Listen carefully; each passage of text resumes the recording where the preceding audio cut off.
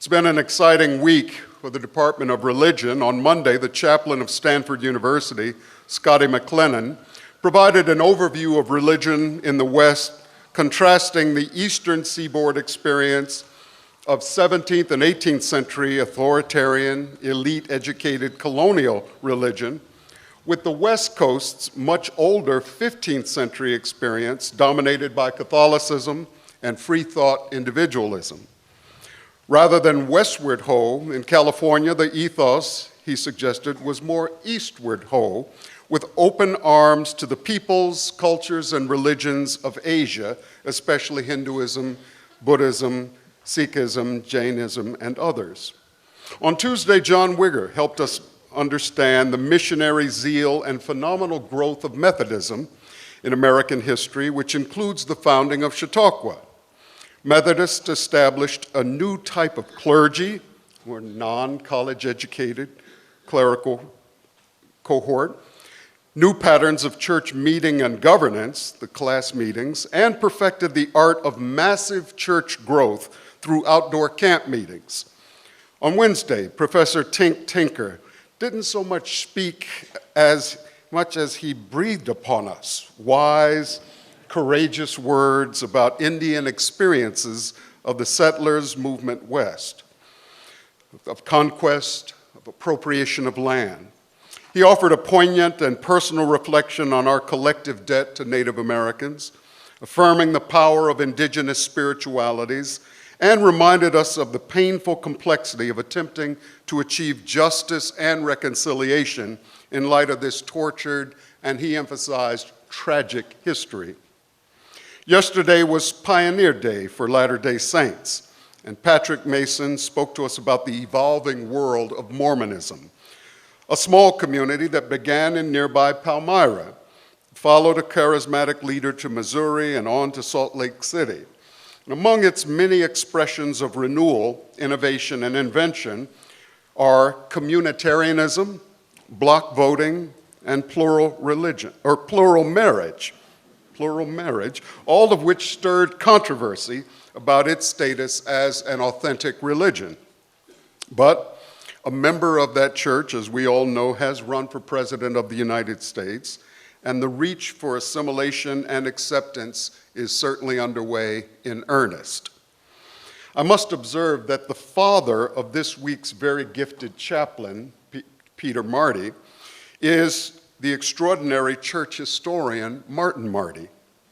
Professor Marty at the University of Chicago, now retired, has observed a familiar pattern of assimilation in American religion in which groups on the margin, to the majority strange and exotic, gradually move into the center after a few generations, or from margin to mainstream. Today, we hear from another of America's new religious expressions. Scientology is a recognized religion in American law.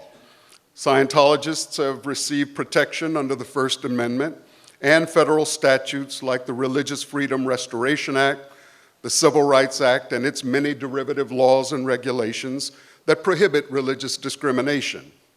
They receive state religious incorporation status, and as of 1994, the IRS included them in tax exemptions for their income, property, and sales, zoning privileges like other churches and synagogues, and many other special entitlements and exemptions reserved for religious groups alone.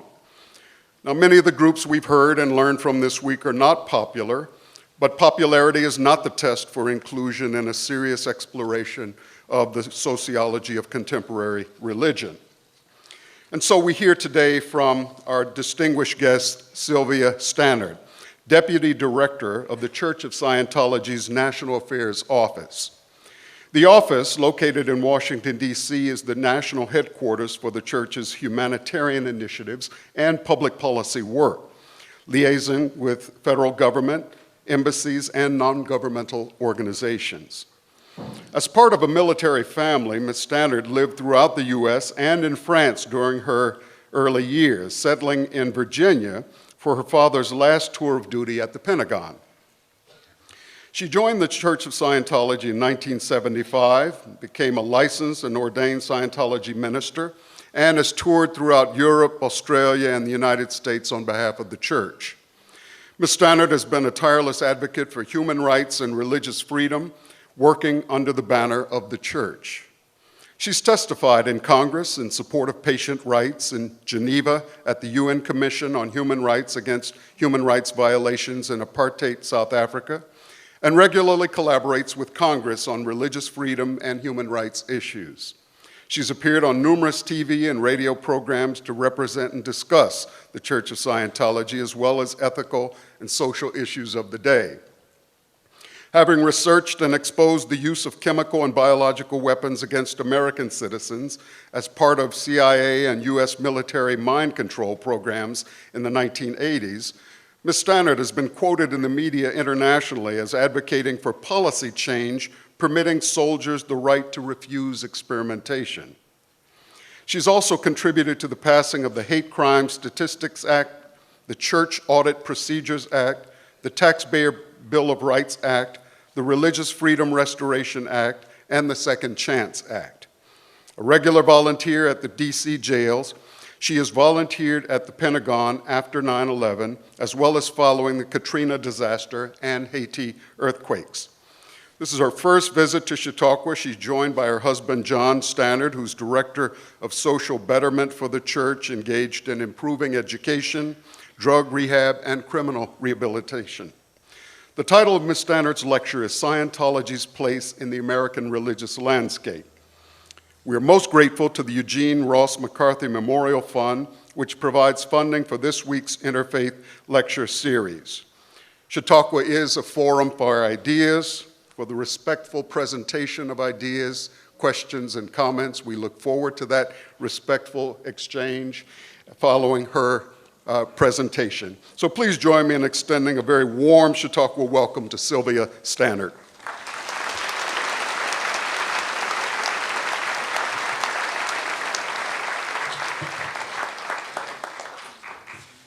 Thank you. Make sure my phone's off. I want to thank the Chautauqua Institute for inviting me to speak, and it's my honor to be here today. And I'm proud to be part of this great American tradition. I feel very at home here. My grandmother would have loved it here. She was actually one of in the first class of women graduating from Yale University.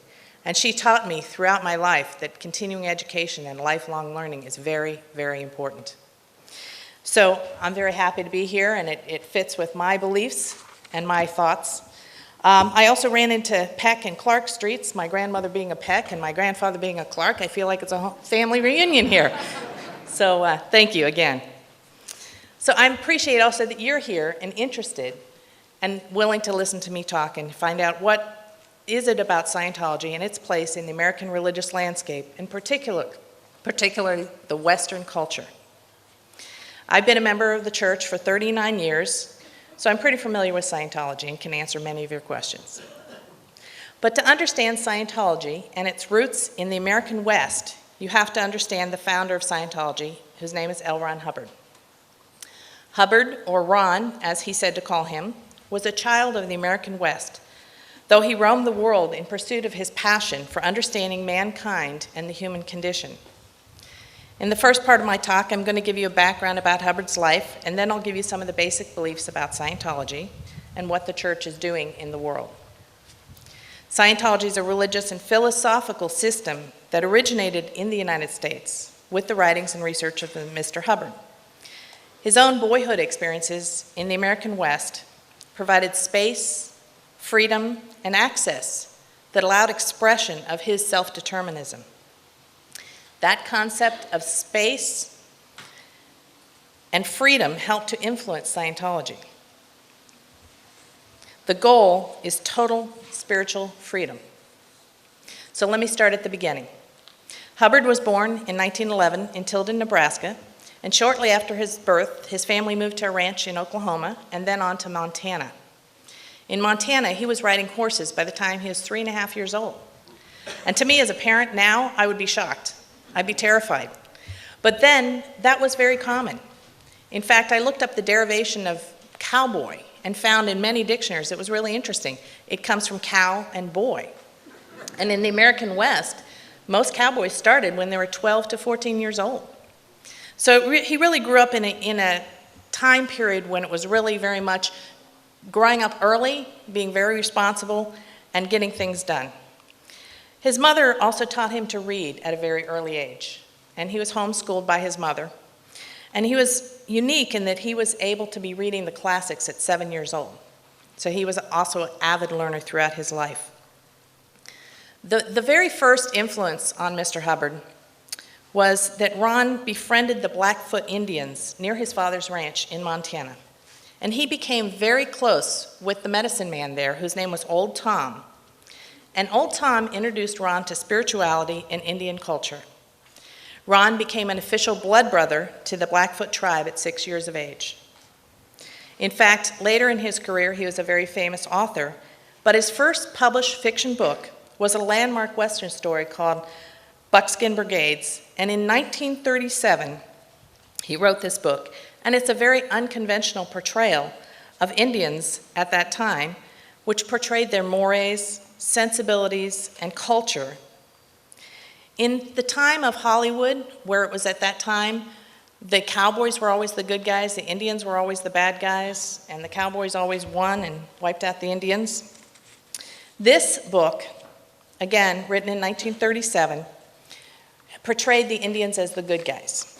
In fact, in the introduction, he said this, quote, "I cannot forget everything I found to their credit, and in this book I have tried to present them, not as they are, but as they were at the height of their power, the mightiest body of fighters on the plain, the truest of gentlemen," end quote. It's pretty radical at that time. He traveled a lot because his father was a U.S. Navy officer.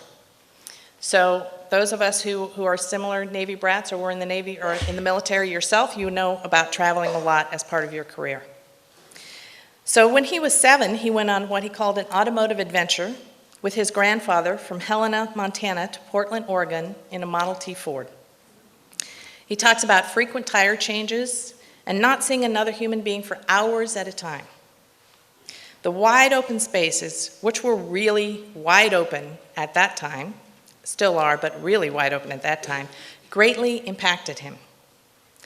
As a preteen, he moved with his parents to San Diego, and then a year later to Oakland, California, and then back up north to Tacoma, Washington. So the next major turning point, and I'm just giving this history because this is what developed Scientology and why it comes out of the Western tradition, is that he traveled in 1923, he traveled from San Francisco to New York via the Panama Canal. And on that trip, he met Commander Joseph Thompson. Commander Thompson had just returned from Vienna studying with Sigmund Freud. And having a 3-week voyage with nothing much to do, Commander Thompson and Ron spent a lot of time talking together. And they talked about the human mind, counseling techniques, Buddha, ethnology, and other bodies of knowledge. They both ultimately arrived in Washington, D.C., and Commander Thompson was good enough to continue to take Ron Hubbard with him to the Library of Congress and continue his education and help him with finding research and finding out for himself what it was all about. That was the start of his searching for the answers to the mind and what motivates man, which continued throughout his life. So now he has moved to Washington, D.C., again, as his father was stationed there. While he was there, he became the nation's youngest Eagle Scout at 13 years old. The skills he learned in scouting, again, very much an American tradition, continued to be used throughout his life. In fact, he credits scouting skills with helping him to survive World War II, as well as using those skills and his frontier experience when he traveled in Asia. He traveled twice to Asia, going from the west coast to Guam. Again, his father was stationed there, but they left him here to do schooling. So he went to visit his father and then later to visit both his parents. And while he was there, he went to Guam, and the steamer went via Hawaii, Japan, China, and many other ports. He started writing articles for the Helena newspaper, as well as his high school newspaper, reporting back on his adventures and what he was finding there. But the experience further helped him to realize that other cultures and races face similar problems and spiritual questions. While traveling around China, Japan, the Philippines, and Java, he spent a lot of time also with lamaseries in China, studying with Tibetan Buddhist monks. His travels offered him an opportunity to study various cultures and backgrounds, and the juxtaposition of the wide-open Western spaces here in America and the Eastern religious traditions was something that really affected him as well. He then returned to the U.S. and went to prep school in Manassas and then to George Washington University. While his father sent him to George Washington in Washington, D.C. to study engineering and physics, he really got involved in using the scientific method to conduct experiments on the structure and function of the human mind. One interesting experiment that he did was on the capacity of the human brain to store memories. And he calculated that all memory, including all perceptions, could be stored in the human brain for could store up to 3 to 6 months of experiences. It didn't make sense. And that raised a huge question for him about what is the mind? And where is memory stored? And what's this all about? But while he was at GW, he continued his love for adventure and the great outdoors, one expression of which was he founded the Gliders Club. Again, early 1930, flying was a dangerous sport. It's not like it is today. And he did barnstorming where he would fly around the country. He'd go on the weekends to Michigan, Ohio, and take trips. And he would literally land in farmers' fields with his best friend, Flip. And they would charge $1 or $2 for somebody to go up for a plane ride. And for a lot of these people, it's the first time they ever even saw a plane, much less went on a plane ride. And that would help them pay for gas for their trips. That was while they're in college, how they got by. But that also impacted him because he's seeing the country from a different aspect. He's got this concept of really wide open spaces and seeing the U.S. from a plane, from a low altitude plane. So, in fact, later in Scientology, one of the techniques that was developed that we use in counseling in Scientology, if somebody's very, very upset or is having a really bad day or has a lot of pain or something, one of the spiritual counseling techniques is to go out and go with them and take a walk and get them to look at spaces, look at trees, look at grass, look at things, get their attention off their body and out into the physical universe. There's a spiritual healing that can happen just with communing with nature. I'm sure you have experienced that here at Chautauqua. Well, during those years, he also conducted an expedition going to the Caribbean to take photos and collect plants and rock specimens.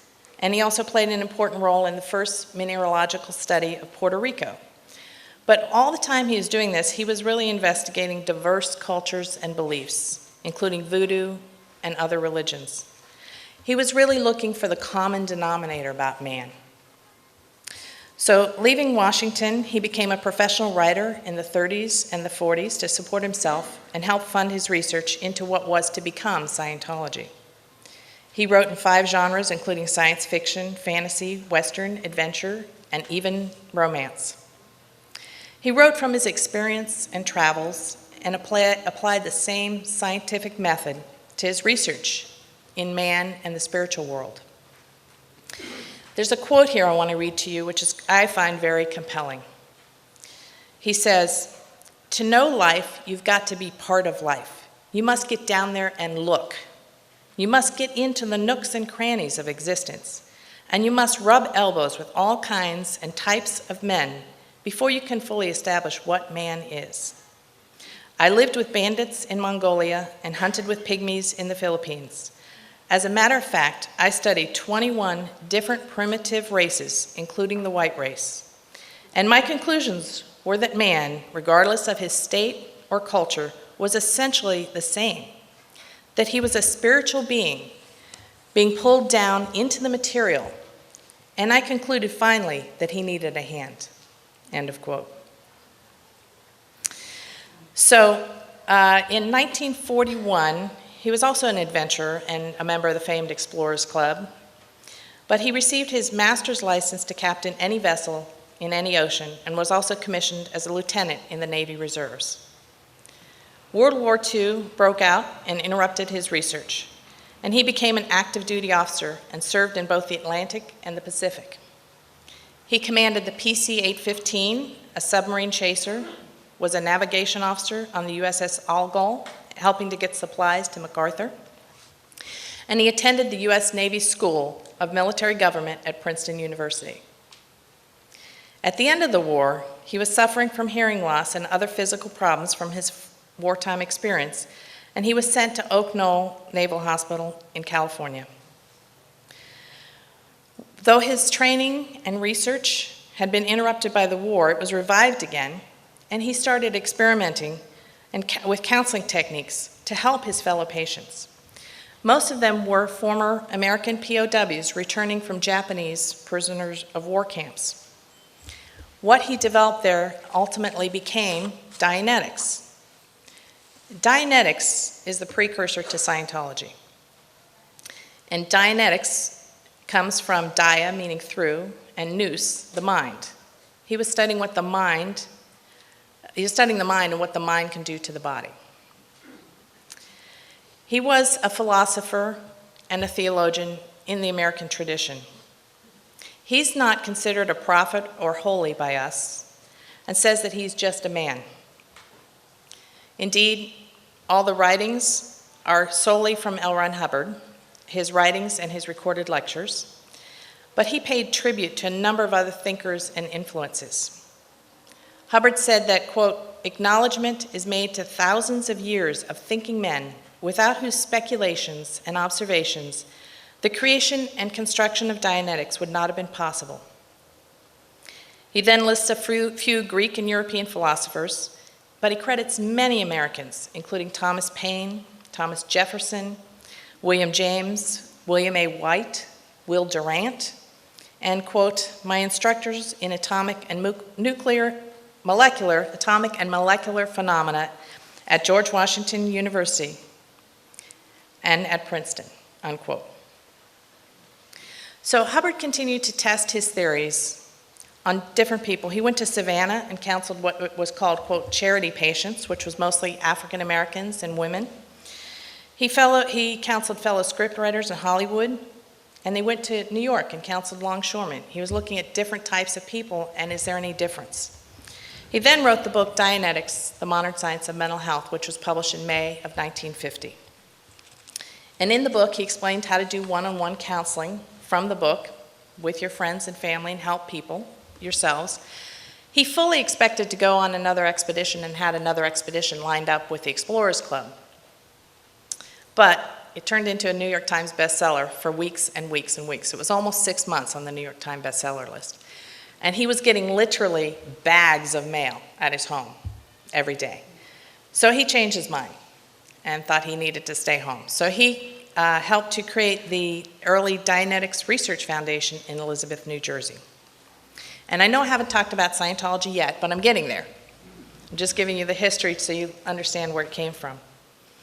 The Dianetics techniques that he discovered and codified were unique and differentiated from Freud's work that he'd studied with Commander Thompson. Dianetics dealt in a new way with past negative memories and how those can affect you currently. In Dianetics counseling, he found that the earliest traumas affected the person the strongest. Therefore, the standard technique is asking if there's an earlier time when a person had a similar pain or emotional trauma. And counselors began having people during counseling remember past lives in answer to the question of an earlier time that it happened to you. He became very interested in the phenomena and was researching, is this true? Does this work? And he found that those that kind of ignored it and said it couldn't have happened didn't get as good results. And those who just continued with the counseling technique got great results. So he realized this led to an understanding that there's some immortal spiritual being. There's an immortality of the human spirit, which in turn led to Scientology. Scientology started as a religion in the American West in Phoenix, Arizona in 1952. With all those cases reporting back information and Ron's continuing research and counseling himself, he found there was a missing link in counseling the mind. He concluded that a person is not a mind or a body, but that a person was in fact a spiritual being. He realized he's dealing with religion and the spiritual nature of man. He found that the spirit is the source of personality, emotions, thoughts, and creativity. The word Scientology comes from the Greek scio, which means knowledge, and ology, the study of. So thus it's technically the study of knowledge. In Scientology theology, man is a being who has a body and he has a mind, but there's something else.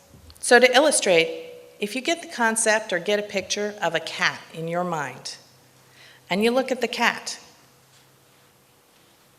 so some people maybe have a black and white cat that they're looking at, or a calico cat, or your cat's sleeping or sitting up. But the question is, who's looking at the cat? That becomes the concept of the spirit. In Scientology, we believe it's you. You are looking at the cat as a spiritual being. There's other religious concepts and words for the concept of spirit, which have their own definition and nuances in different religions. So Hubbard wanted to make sure there's no confusion with what he was talking about, and thus he coined a word for a spiritual being from the Greek letter theta, and put an N on it, making it a noun, calling it thetan, T-H-E-T-A-N, meaning you, yourself. So in Scientology, we don't say my thetan or I have a thetan, but me, I, myself, meaning you, the spiritual being, not the body just being a shell that you have, like you're driving a car, but there's still a driver. So you are the driver. So one question people usually have is, do you believe in God? And our theology, to explain that, holds that the basic motivation of life is that all life is trying to survive.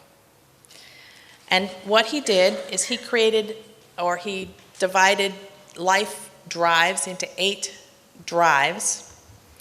And it's like the idea of a rock falling into a pond, and you have the ripple effect. You have gradually increasing waves. So at the center is the urge to survive as oneself. And then the family, to be part of a family unit. And then groups, whether it's Boy Scouts or your school or your Chautauqua or whatever groups you want to survive and to do well.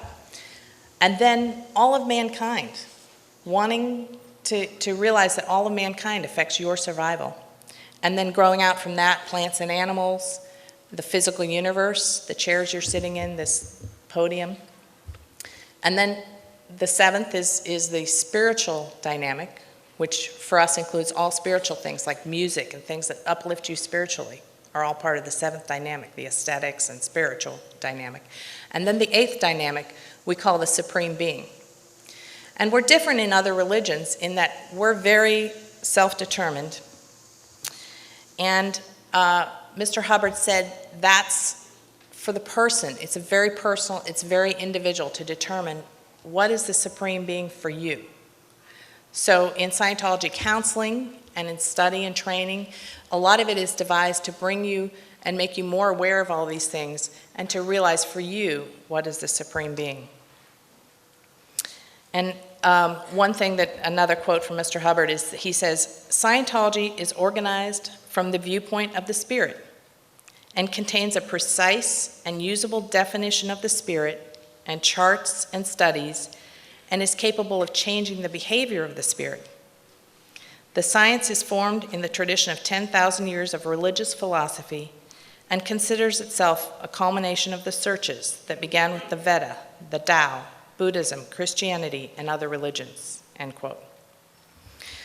So when I was talking about the concept of these concentric circles, it isn't that you're leaving yourself and now you're going to just work on mankind, but that you align these, that you take very much responsibility for what's happening in your life. So a person who's lying or cheating or stealing at work, it's going to affect their family life. It's going to affect them. They might get arrested. They're certainly going to get fired. you're going to get caught.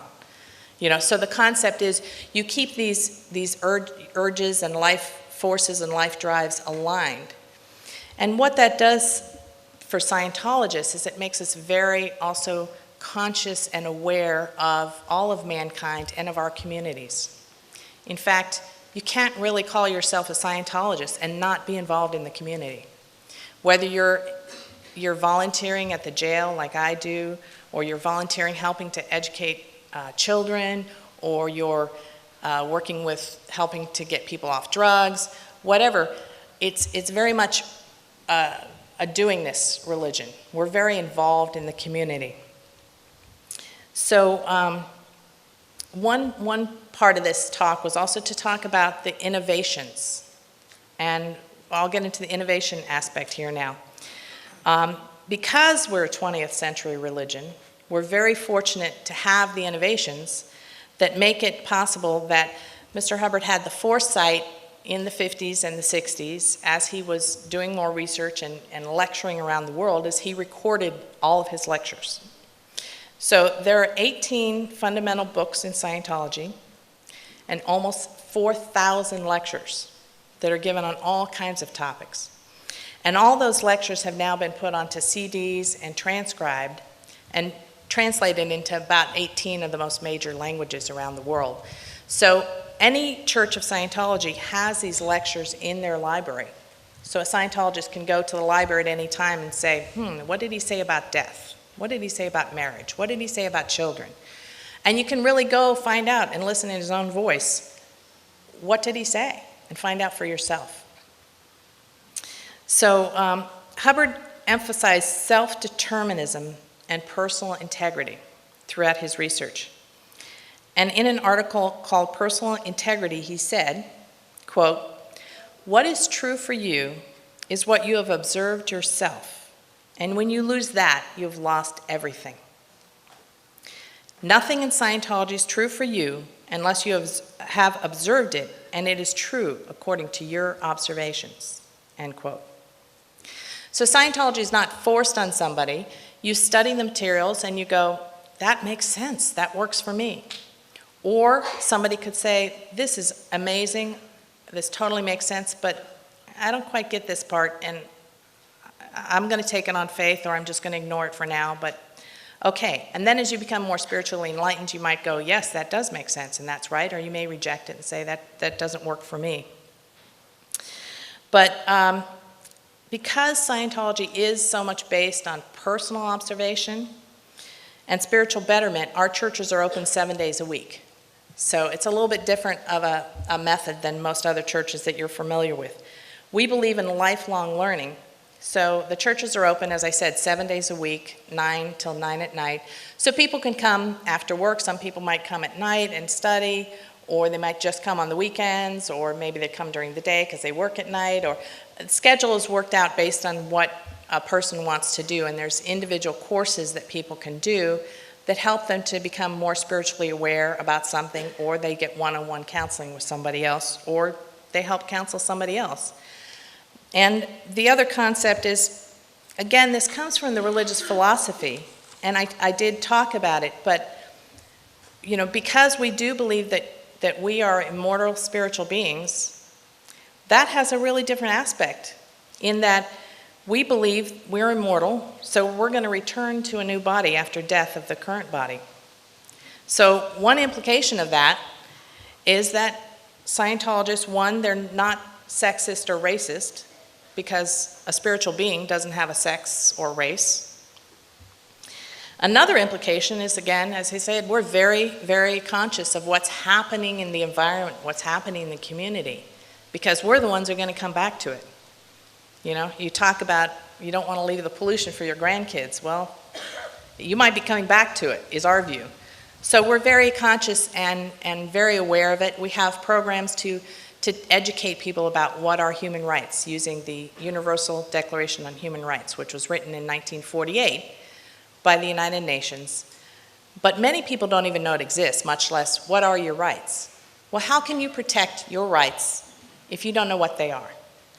And this is particularly important in Africa and Asia and some of the countries that aren't as good at protecting people's rights as we are here in the United States. So we have a whole education campaign that a lot of Scientologists volunteer and teach about what are rights. We have public service announcements, we have booklets, and we also provide it free to educators. They can just go to our website on Scientology.org and they can order it and get it free, these materials. We also have a whole program similarly on training and teaching about drugs, drug education. And I'm not talking about medical drugs, because we do take, it's another confusion. Some people think we're similar to Christian Science. We do take medical drugs. So if you have a high blood pressure, you take your blood pressure medication, whatever. But we believe that it's harmful spiritually to take mind-altering drugs. So all the illegal drugs are completely off the table. No can do. But we also do a campaign, again, because we're talking about freedom and that being such a basic tenet of our religion. We don't think you can force somebody to say you can never try marijuana or something, but we believe that if you educate people about what are the harmful effects, what can it do to you? What can it do to your body? What can it do to your mind? What can it do to you spiritually? The fact that you can't really be aware if you're doped up and unconscious half the time. So we educate people on these are the effects of LSD, this is the effect of marijuana, these are the effects of, we have booklets on each of these drugs, and really encourage kids to find out what do these drugs do to you, so they can really make an informed decision instead of just say, don't do drugs.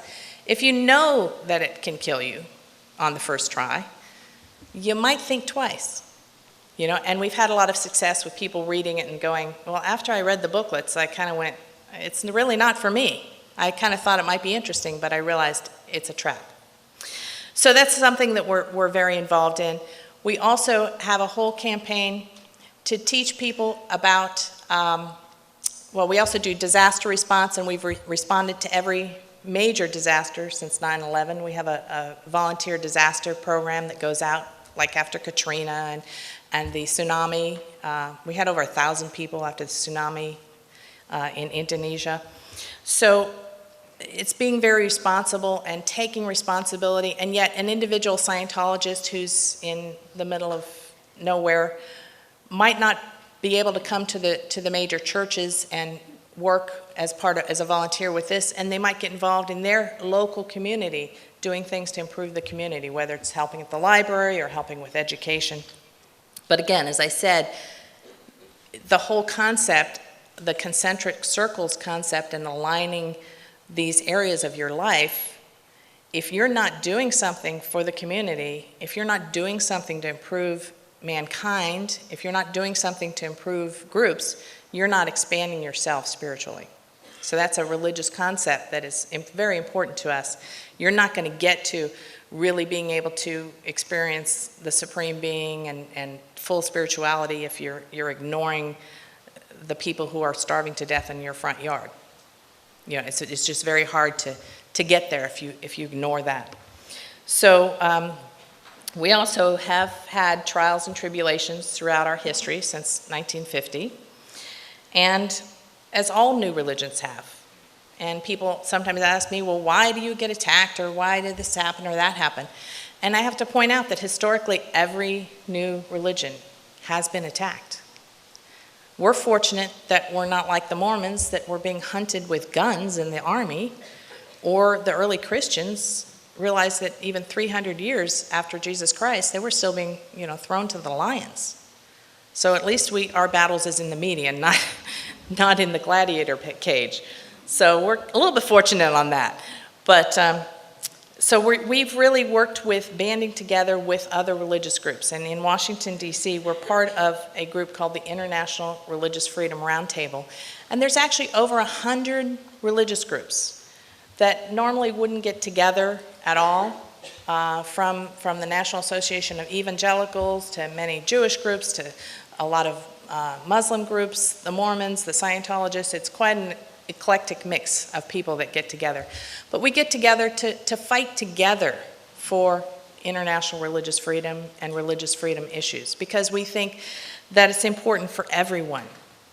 After all, One of the things that's important, and people, again, and I have suffered from this myself until I've become more educated, but people have to realize that every religion is a minority someplace. In China, Christian pastors are going to jail for preaching the Bible. It's a criminal act in Saudi Arabia to convert somebody to Christianity. So every religion somewhere is a minority, and so we have that common understanding amongst the religious groups in Washington, and we work on some of these religious issues. So kind of to conclude and tell you what we are, again, because we're new, most people don't know about us, and the biggest question I really get is, well, what is Scientology? And I hope I've given you at least a bit of an overview, so at least you get a little bit of a concept, and I cannot tell you in 40 minutes what's taken 25 years to develop. So we tell people to just read a book and find out for themselves. But we're expanding internationally. We've got over 11,000 churches, missions, and groups around the world. Some of our largest churches are in the US, Russia, surprisingly, Italy, and South Africa. We're currently on and we're in 167 nations. Those are just the ones that have the biggest conglomerations of Scientologists. But we actually have churches, missions, or groups in 67 nations. We're currently on a program to buy, refurbish, and open new large churches throughout the world because of the demand for Scientology and the increased interest in the Scientology religion. So that's a whole campaign that we've been doing. But to conclude, the recurring theme throughout all Scientology books and lectures is the imperishability of man, the indestructibility of the human spirit, and the unlimited potential of the human mind. The hugeness of the American West in the early 1900s and Hubbard's growing up on a ranch and traveling widely played a big role in that view. So the great American West shaped L. Ron Hubbard and therefore helped to shape Scientology. Thank you for your time listening, and I'm happy to answer questions.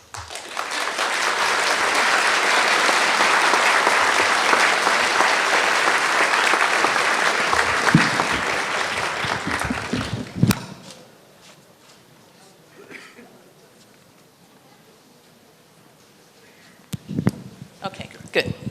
Sorry, I was going to talk a little bit, so I'm a little more active and interacting, so. Hi. Much of what you talked about is helping the community, what most people would call humanism or something like that. But there's so much perceptions, maybe misperceptions of the religion, and so I just want to give you 4 quick little things that I don't understand. One is these 4,000 lectures of Ron Hubbard considered the Word. That is, can you reach the Supreme Being even though you disagree, let's say, with 2,000 or 50% of his presentations or lectures? Second, the scientific aspects of the religion. We hear all about these sort of auditing devices, and then we saw the picture of the big circular thing that you can go into and all of that.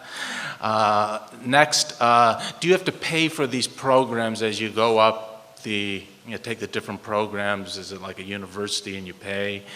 And this idea of reincarnation, are you reincarnated, if you don't mind me using that term, or coming back as a human being or something else? And if it's a human being, are you saying that babies initially might not have a human spirit because maybe you can only have one human spirit in a human body at a time? Are you crowding somebody out there?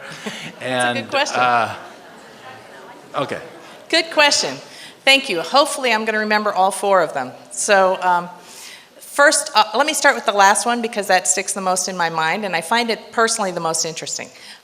No, we believe that when a woman is pregnant, that the spirit will come into the baby shortly before birth or right around birth. So there would be one spirit that takes over that body, and then that's their body for that lifetime. Paying for services, that's a good question as well. We don't go out and collect money from anyone except our members, and we do a lot of services that are free and open to the public, and anyone can come into any church and find out at any time. But some of the more advanced courses, we do have donations that we ask for our members to donate. They either donate money or they contribute some kind of work for the church in exchange, and that is how we fund the churches. And what were the other two questions? The technical aspects, the auditing, right. The big circular thing that you can get into and spin good. Around. Good. All right. The technical things is auditing. That is the name of our counseling, and people shiver when they hear that because they think of an IRS audit. But it comes from the Latin word audit means to listen.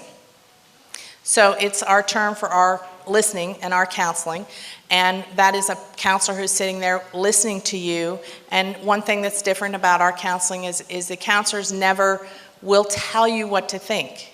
They will help you and encourage you and help you to recall, or how would you think that should be done, and help to steer you to where you feel good about it and feel like, oh, that really helped me, I'm helped, rather than, well, maybe it was your mother, or telling you it's really, your concept is really this.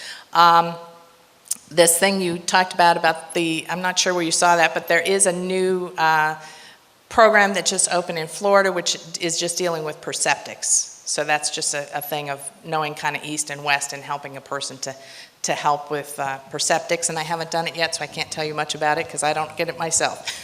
How about these auditing things that they The auditing is what I talked about. That's is there any electronic or mechanical device used? Yes, in that? there is an innovation which is called an electropsychometer. We call it an e-meter because nobody can say that word. And that is a counseling device where a person will hold two electrodes, and there's a very small, like 2 volts or something that goes through your body. You don't feel it at all. But what it does is it measures upset. Spiritual upset. So when you're talking to a person and you're doing counseling, it just helps the counselor to find problems that a person's having because they maybe are talking about their father and they're saying they're really upset, but there's a meter and nothing's happening. And so you would know that that's really not, they may think that's the problem, but it's really not. So you might say, well, what about, are you having problems with your mother? And then the meter goes boom, and you're like, okay, at least it tells the counselor. So it's just a device to help the counselor help you get there faster as far as really seeing where your upset is, and it measures mental upset, mental stresses. So let me take one over here. Okay. Sylvia, my name is Alice Gridley. And I've looked at the Tampa Bay Times and the reports that have been placed on Scientology, mainly on people who have had grave difficulty who wanted to leave Scientology. Who've been what? And they've been pressured to the point of harassment. They've been told that the thousands of dollars for free service are owed. They've been shunned, even by family members, from one mother to another. If you had a child that was leaving Scientology, would you shun that child? For some reason, the Tampa Bay Tribune has really decided to go after us, and they have been going after us for a while. We don't have that problem with other media. There seems to be some kind of whatever with that. No, I wouldn't. I would have a real problem with that, and I don't think that that's a common thing, but yet if somebody was hurting me, if you are married and you had a husband who's beating you up and you get a divorce, you're probably not going to stay talking to that person. You're going to shun them. You're going to leave them alone. But not just because they've left Scientology, no. Okay. I understand that is a practice, though, of Scientology. That's why I asked. Okay. Thank you for an interesting talk. First, a brief comment. You're speaking in front of a very sophisticated and informed group, and I think I'm going to say nothing else about that except they'll decide whether Scientology is a religion or a cult or whatever they think it is. My question is this. L. Ron Hubbard, I need to know whether he's a prophet, whether he's a science writer who decided to be form of religion, whether this business about coming to Earth with a spaceship, whether that fits into the religion or that's part of the science fiction. So I need to know, this is an Abrahamic congregation here, community. Yeah. Where does Ron Hubbard fit in to Jesus, Moses, Allah? Well, to answer your question, Ron Hubbard is not considered a prophet. He's not considered a god. In fact, he said himself, I'm just a man who did a lot of research and found this, and I'm offering things to help society, to help my fellow man. So we don't consider him a prophet. He was a science fiction writer, but he's more known for that because he really was one of the early people that helped make science fiction a genre that people read a lot. But he statistically wrote many more westerns and adventure stories. So that was really what he was about. And that really is where that comes from. So let me. First of all, I heard you from the beginning, and I want to say I think L. Ron Hubbard was a heck of a guy. But that's about as far as I'm willing to go. Okay. The transition from one heck of a guy to a religion is a stretch, I think. Mm-hmm. And some of the other history of himself and his wife, I understand, after he was approached by the government on some charges, sidestepped those or got around those, but then the missus and some of her cohorts went to jail for that. That's what I've heard. I don't know how true it is, because the St. Pete Times was my source. The other thing that I think most of us find appalling is that it's a way to charge people a lot of money. And because this guy was a heck of a guy and maybe has some wonderful ideas. And that, I think, with most of us, we may as well have Dr. Phil start his religion and start to make another ton of money. I don't know if that's a question, let me answer that. Okay. So, again, you can take or reject anything in Scientology, and you don't have to think beyond that L. Ron Hubbard's a heck of a guy. That's totally fine. But for those of us who do believe, we do donate to the church, as I think probably all of you donate to your churches. It's not a way of getting money, it's a way of supporting the church. And people who want to donate a lot do, and people who can't afford to donate very much don't donate very much, or don't donate at all, or they try to contribute in other ways if they're not financially able to help the church. But like any other institution or church, we have to pay the electric bill too. So, of course, there are donations. Thank you. Yes. Let me take your question. Next. I just wanted to thank you for coming. I thought everything you had to say was really interesting. You made it a point to say that he felt, or that Scientology feels that the use of illegal drugs are not good. Right. I was curious how, since it's based on science and all this science is coming out about, it seems that L. Ron Hubbard started out with counseling post-traumatic stress in soldiers. I'm curious that post-traumatic stress is being treated effectively with marijuana these days for some patients, and I'm curious if this new development is changing your viewpoints on it. Also, there's definitely some drugs that are not illegal that do affect the way your brain functions, and how you guys feel about that in general. Okay, that's a good question. Good question. We feel that mind-altering drugs, at least for a Scientologist, which doesn't mean other people can't do it, but at least for a Scientologist, that it makes you less spiritually aware. So we're talking about anything that would be a mind-altering drugs. PTSD is a really interesting question, and I actually just went to some hearings a couple weeks ago on exactly that issue. And there's a lot of really, really good research that shows a lot of alternatives that are actually working better than the drugs. So it really is up to the doctor, but we're concerned about, from a public policy issue, offering that option. A lot of parents of soldiers who had committed suicide were at that hearing and were talked about their son wanted to do yoga or wanted to do, apparently there's an equine therapy somewhere in Florida for PTSD. And they're very successful, but they can't get approval to do that through the VA. And that issue of marijuana was brought up. I haven't wrapped my wits around it, and it's a public, it's a controversial issue, which I don't really have a position on.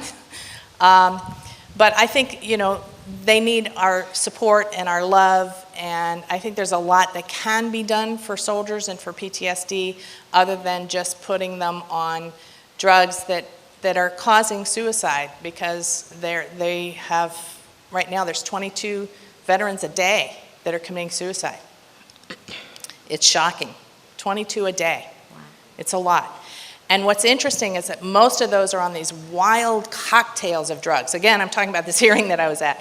Wild cocktails of drugs. Some people on 15, 20 different medications at times, and they have not been tested working together. So they're on 15 drugs all at the same time, and those are the guys who are committing suicide. Some are even dying in their sleep. So it's an important public policy issue that needs a lot more debate and a lot more research, and we're fully supporting that as far as what can be done to get people off these horrible cocktails that are not helping them, and what can help them. So we're open to that. Hi. Hi. My experience with Scientology is I was married to a Scientologist 36 years ago. He's still a Scientologist. The reason we got divorced was because the church said that if I wasn't a believer and I wasn't supportive, that our marriage wouldn't work. At the time, we had just had a baby, and he had gave up his job as a flight attendant with Aloha Airlines so he could work for the church, so he could pay for his auditing and his classes. My question to you, and as far as people leaving, all these things I've heard before. He's a good man, his wife's a Scientologist, they're both auditors, they do a lot of good things with drugs and everything. My question to you, do you know who Ron DeWolf is? Yes. Okay, that was his son, correct? Yes. L. Ron Hubbard. Yes. There's a quote I'm going to read, and pardon my language to talk with people, I'm just reading it directly, so if I swear, it's not me, okay? Cyanthology is bullshit. Man, I was there the night L. Ron Hubbard invented it, for Christ's sakes. We were sitting around one night. Who else was there? Alfred Bester and Cyril Korabluth and Lester Del Rey. And Ron Hubbard, who was making a penny a word, had been for years. And he said, this bullshit's got to stop. He says, I got to get money. He says, I want to get rich. And somebody said, why don't you invent a new religion? They're always big. We were clowning, Become Elmer Gantry. You'll make a fortune. He says, I'm going to do it. Well, let me tell you this. Couple things. So first off, your personal situation, I'm very sorry for that, and whatever happened, I don't know all the details, but in counseling, he should have been counseled to try to help make the family work, because that is an important part of Scientology. I don't have all the specifics, and I don't know what happened. For example, one thing... But let me just respond to the rest of this quote. Ron DeWolf 3 times went back and forth and reneged on his earlier statements. So he was in a Playboy interview in 1972, I think it was, where he said that was all lies, and I'm sorry I said it, and I just made it up because I was trying to get some pressure on my father. Then he made some new allegations, then he retracted them, then he made some new allegations, then he retracted them. So I'm not exactly familiar with exactly when that was said, or that's the first time I've heard that exact quote, but I can tell you that he many times did retract his statements and say it wasn't true. The other thing, just to put it in perspective, is that was a son from his first marriage, and during World War II his wife had left him, so he actually didn't raise him. He was with him till he was 6, and then the wife and kids went off when he was in the middle of the war. So, thank you for the question. The only other example I had, and again, like I say, he's done a lot of research, and there's a lot of good things he is saying. It may not be his original thoughts, but they work. Is when I was going to be nursing my child, L. Ron Hubbard said he had a formula that was much better than mother's milk, and my husband had wanted me to make this formula that he invented because it was better than mother's milk, and that was kind of hard for me to swallow. But thank you very much. I appreciate it. Thank you. I have to say first that if you've been a Scientologist for 39 years, you must have started when you were very young. You spoke much today about freedom and human rights, And I have read 5 books by former Scientologists because I'm very interested in human rights. And I feel that, personal opinion, Scientology is very guilty of denying people human rights. Because all 5 books that I read describe the same scenario of people dressed in black clothing, running around. Black what? Clothing, cleaning dumpsters and toilets with toothbrushes, and not having the freedom to leave this kind of lifestyle for months or even years. I do know that certain adherents of Scientology, and I think the other lady referred to this, can be called suppressive persons, and they're no longer allowed to identify with family and friends. Could you define suppressive person for me? Because it is part of Scientology. Let me just talk about the books. I don't know which books you've read, so let me just mention that. I think we've failed to tell our own story, and we're trying to do more to correct that, because like any religion, yes, you have some ex-members that are disaffected and have a complaint. And a couple of them have written books, so I'm sure that's what you've read. I'm not familiar with this toothbrush thing. That kind of sounds strange to me. That's through all the books, ma'am, and it's also the thing that struck me. As I said, let me finish my comment. I've been a Scientologist for 39 years, and yes, I joke to people that I started when I was 2, but I was actually not. I was a bit older. But I hate to tell people my age. But I will say that I have 4 grandkids, so we'll leave it at that. The suppressive person thing that you're talking about, in our theology, we're talking about people that really are trying to harm you and that deal with you, and part of our theology is that there's less than 2.5% of people in the world who really are negative and very evil and harmful to you and trying to push you down all the time. And we're talking about those kind of people. If you have somebody in your life who never says anything good to you, who's always attacking you personally, you're not pretty enough, you're too fat, you're always doing things wrong. If you have that kind of a person in your environment, we would call that a suppressive person, and there's a whole book that tells you about it. And it also tells you not to say somebody's this because they've upset you, or you're momentarily upset, but to really look at the positive things. Look first, what good things are they doing? Are they doing any good things? But somebody who's constantly just trying to beat you up mentally, emotionally, spiritually, it's best to just stay away from them. And so that's what we're talking about with this terminology of calling a person a suppressive person. I think my problem is that you lose your freedom to be around that person anymore. And realistically, within our own families, every family has, very human things that happen, but we hang in there and we don't give up on it. We keep going, but Scientology takes that freedom away. No, I have to disagree with you on that, because I definitely have somebody in my family who's like that, and I still stay in touch with him. But he's not somebody that I want to spend a lot of time with, because I know when I leave, I don't feel as good. I feel kind of like, but it doesn't take it away. It's all about your own personal choice. And again, in the book that talks about this issue, it talks about you have to make your own decision. You have to decide if this is somebody you want to spend time with or you don't.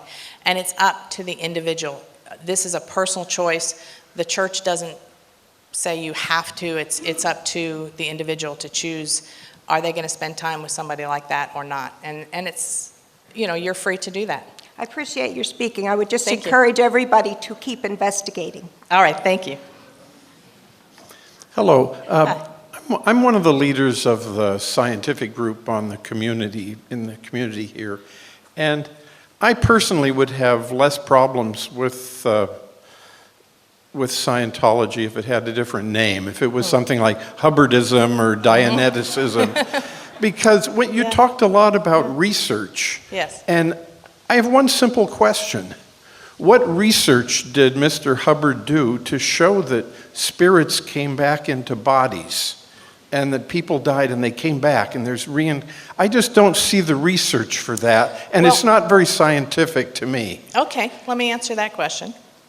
And there's a whole book called Mission into Time, where he took people who'd said they had experiences in past lives, and he had them written up, and then he did a whole experiment or mission, he called it a mission into time, where people literally drew things and said, I fought at Carthage, and the embankments were here or there or there, and they went and did archaeological diggings and found embankments where people would recall that had happened.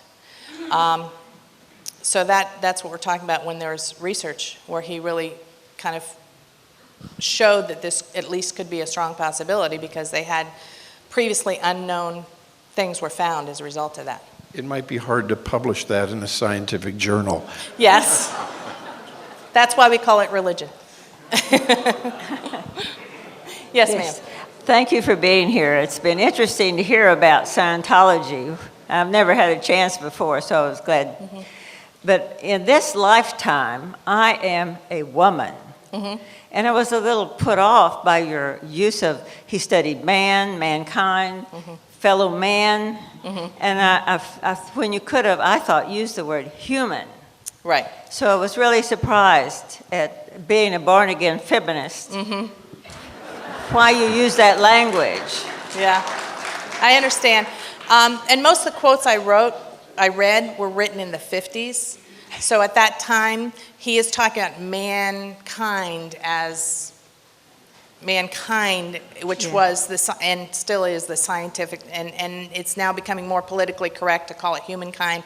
But at the time that it was written, that's what the nomenclature was. So I apologize for that, but give 50-year period of time in there and realize that was written in probably 1952 or 1954. So does that keep you from changing your language when? Good point, and I will make a point of that. Thank you. Thank you for that comment. I'll be more aware of that in the future, especially as a woman. So you have a point.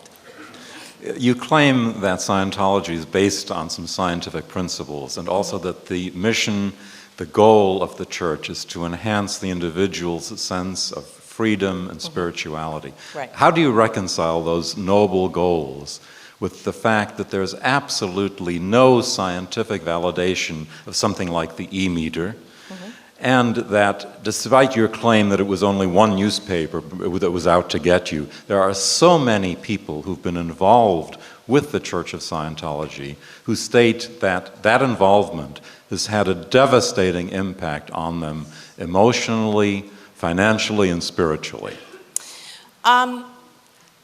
There aren't that many people. It's a few people who've said it It's again not a and few. again. I've had patients who've gone through okay. it. All right. I've been doing this for years, and as I said, I think So have our failure as a church has been to more tell our side of the story and tell positive stories. I've been in the church for 39 years. I'm sure without what I had with Scientology that I would not have done as good job raising my kids. My kids are all adults, they're all drug-free, they're all doing well, I'm doing well. I'm still married after 35, 36 years, I can't even remember. And I'm sure without what I had with Scientology, I probably would not have been able to do that. So, yes. Hi, I'm Allison. Hi. I'm going to be a college freshman this coming fall. And I just wanted to say that everything that you had said really spoke to me, and I completely agree with the fact that, you see man or like human in their environment, in a community. Humans are more alike than they are different. I really think that's beautiful, and I can get on board with that. However, I'm really interested in Scientology, so I know the internet's not the most reliable place to get information. However, on seriously every single website I've been on, they keep mentioning this one character named Xenu. And for those of you who don't know who Xenu is, if you don't mind, I'm just going to read. This is just on a website. Xenu, also called Zemu, was, according to Scientology founder Ron Hubbard, the dictator of Galactic Confederacy, who 75 million years ago brought billions of his people to Earth in a DC-8 spacecraft. stacked them around volcanoes, killed them with hydrogen bombs, and the scripture holds that the Thetans, immortal spirits of these aliens, adhere to humans, causing spiritual harm. These events were known to Scientologists as an Incident 2. The traumatic memories associated with them are the wall of fire or the R6 implant. So, Okay, well, what's the deal with that? There are, as I said, 18 books and 4,000 lectures that Mr. Hubbard has given. And those are the published works of L. Ron Hubbard, and unfortunately, some people will take something that sounds a bit weird because there definitely are counseling notes of what people have come up with in counseling and said happened to them. And, you know, if you take an unpublished note and you say this is what Scientologists believe, you can really skew the dynamic. And so again, this is where we need to communicate more our story, because the basics of Scientology, what we believe and what we follow, are the books that are written and the tapes that people can find out about. And that's not in any published book or tape that I've ever seen. I was just wondering because I know that he... Okay, we need to thank move you. on. Sorry. Thank you. Yes, I was introduced to Chautauqua in 1970 by my wife and her family, who had been here for many years prior to that. And I became a Scientologist in 1992, and I've been a participant in the religion ever since, enjoying all the benefits that you could possibly enjoy. And some of this crazy stuff I've heard here, I've never been associated with it, or I've never experienced it. And all I can tell you is that it's a wonderful religion, and it's totally different than what I was brought up in as a Catholic. And there's so much that you could benefit from by taking a simple course called the Ups and Downs course, which is what, $100, $125. And I think everybody here should do that. This institution is great on taking courses, as you see, it's publicized, but this simple course would benefit you so much. But anyway, what I wanted to say was, in Scientology, one of our first major goals is to achieve the state of clear. So I would like you to explain to the audience the benefits of being clear. Okay, thank you. It's good to have a fellow member in the house. Didn't expect to find that up here at Chautauqua.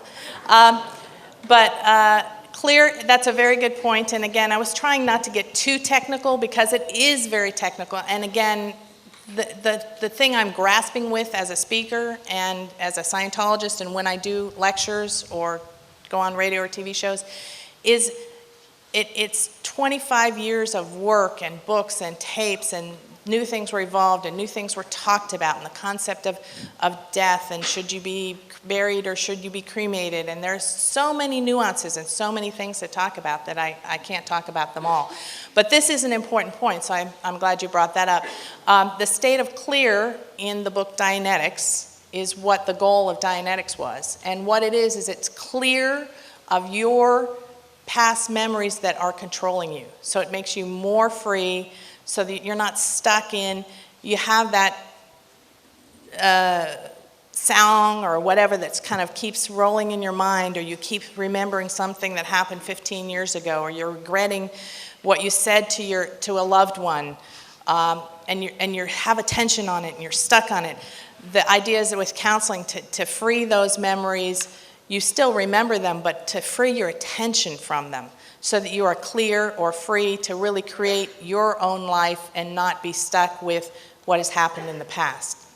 So that is the definition of clear, and it's much more eloquently stated in the book Dianetics. But again, it's very hard for me to try to explain the whole religion, as I'm sure you would, if people had never heard of Christianity or people had never heard of Mormonism ever, and you had to start from ground zero and explain the whole religion in a 40-minute talk, I think you'd be challenged as well. So bear with me a little bit on that, but that's what it is. So thank you for coming, and thank you for being here. I think we should end up. Okay, great. All right. He's the timekeeper. He said we can take another question. Okay. I think I hear that both personally and professionally, this has been very significant for you.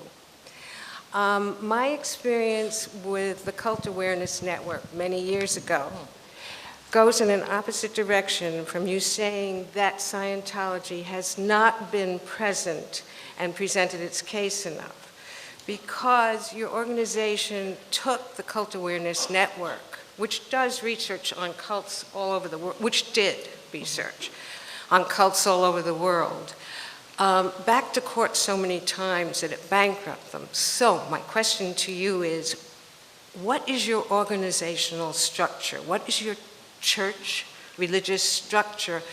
What is the hierarchy? Because you had enough money to go back.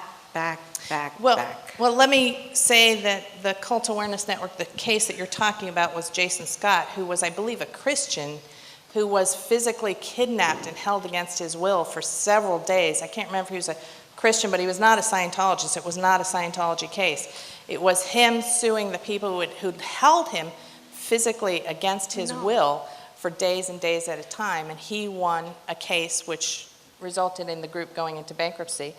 You can look it up. It's the Jason Scott case in California. He was not a Scientologist. It was not a Scientology case. Okay, I think that's really different than the Cult Awareness Network, which was a research organization. But could you describe the hierarchy? I'm just explaining that you said we sued them and we didn't. It was a Christian case. Okay.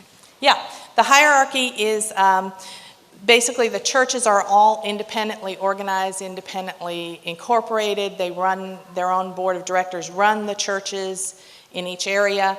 But then we also have a regional office in each continent that helps with if somebody's having problems or doesn't know how to do their tax returns. It's interesting because you get into, as a religion, you get into the religious aspects, but you're also an organization and you have to do the technical things. You have to do your permits. You have to do your licenses. So sometimes the local churches, even though they're separately incorporated, needs help from the mother church as far as helping them with intellectual properties and how to do things. So there, organizationally, we have it divided into continents.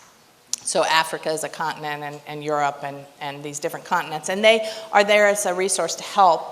And then there is an organization called the Church of Scientology International, which is in Los Angeles, and that is the international management body. And again, they help to suggest ministers for different churches and put people into different churches and suggest that you would do that. But then each church is its own corporation and its own group.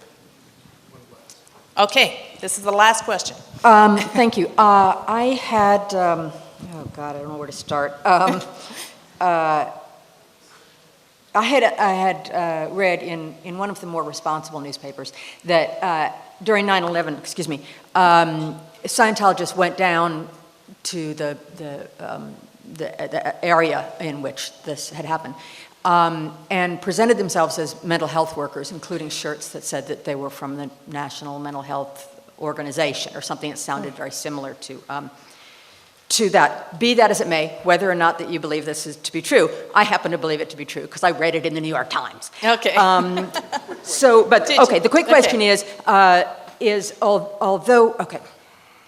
what is Scientology's position on traditional mental health services and psychiatric medication that help so many people and that don't cause suicide? Okay. Thank you. Let me start with, did you also read the New York Times profile on John Carmichael, the minister of the church, which talked all about all of our volunteers went in with a shirt that clearly said volunteer ministers, orange. Yes, we were very much at 9/11 at Ground Zero, and I was at the Pentagon, as was my husband and others. Very clearly marked Scientology volunteer ministers. We were there with many other churches, the Baptists, the Catholics, and many churches to try to help the first responders, to help them. They were working 18, 20, 25. I mean, at the Pentagon, I'll just tell you, I did cry many times. These were kids. They were in the Army. They were 18, 19-year-old kids doing body recovery. Okay, I'm sorry. I know you're trying to tell your story in a positive way, but I really want to hear the question. Because Thank you. You said something. Okay, and I also said that isn't really the point. Although I said it, I apologize. I don't want to hear your positive spin on the story. Okay. I want to hear the relationship of psychiatry. And I'm sorry if I'm being un-Chautauquan by saying that. But All right. Our stand on psychiatry and mental health. Is that the question? Yes. Okay, good. All right. We're opposed, as I said, to mind-altering drugs. And we do have a campaign to help protect mental patients from abuses in the mental health field, and that's what we're talking about. We're talking about abuses in the mental health field. We're very much opposed to electric shock. We think it permanently damages the mind, and there's some research studies on that, and I'm not a doctor to be able to give you all the studies, but there's a lot of studies that talk about that, and I've talked to a lot of victims who've gotten electric shock. I have also studied that in depth. Who've talked about it causing permanent memory loss and having a real problem with it. So we are opposed to abuses in the mental health field, and that's what we're talking about. Thank you. And how is that different from the abuses in the books? We're very sorry. We're going to need to bring this to a conclusion. Thank you a great deal for listening. As one Chautauquan said, continue to investigate, continue to learn. Thank you, Sylvia. Thank you all. Thank you, Sylvia.